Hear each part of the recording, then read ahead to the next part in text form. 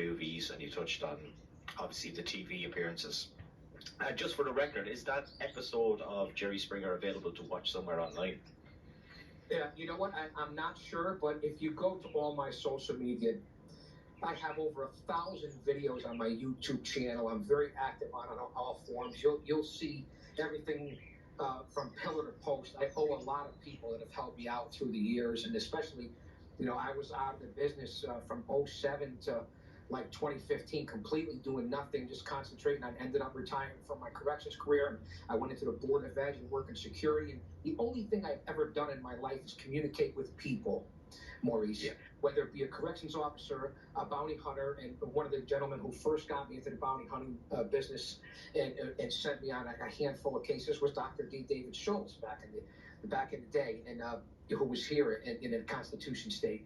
So that's what I've done from the time I was an illegal doorman back in the late 70s, early 80s at 17 years old, working the door in all the clubs and to the legendary clubs. And I would leave college on spring break and stuff like that and go work in the clubs. So I've always been a people person.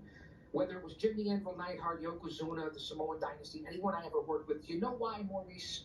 It wasn't always because whether it was the compliments from Foley or Lawler or the guys on the independent circuit like my brother John Diamond or Primo Carnera, all the different guys that I've worked with, it was about, you had to have the talent, you had to be able to work, you had to be able to sell, they had to be able to trust you.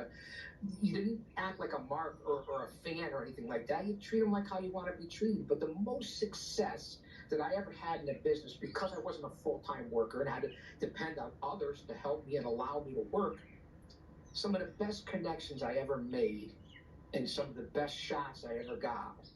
And I got paid well as a manager, better than a lot of the workers, and was treated lavishly, surprisingly enough, because I was able to communicate. But was in a social setting, whether it be at the bar, the restaurant, the gym, the diner, just sitting around the ring before the show, hanging out after the show.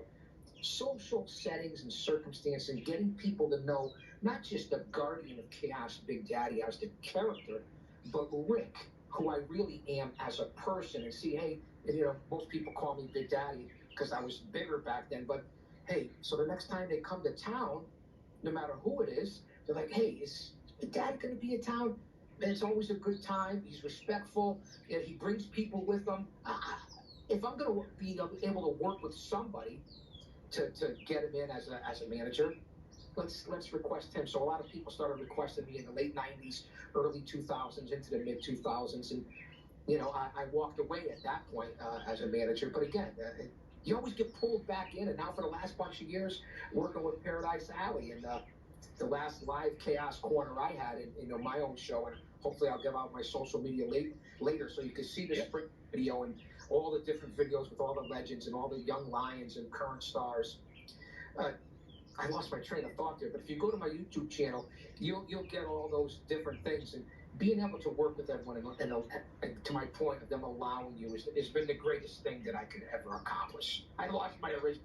Yeah, that's fine.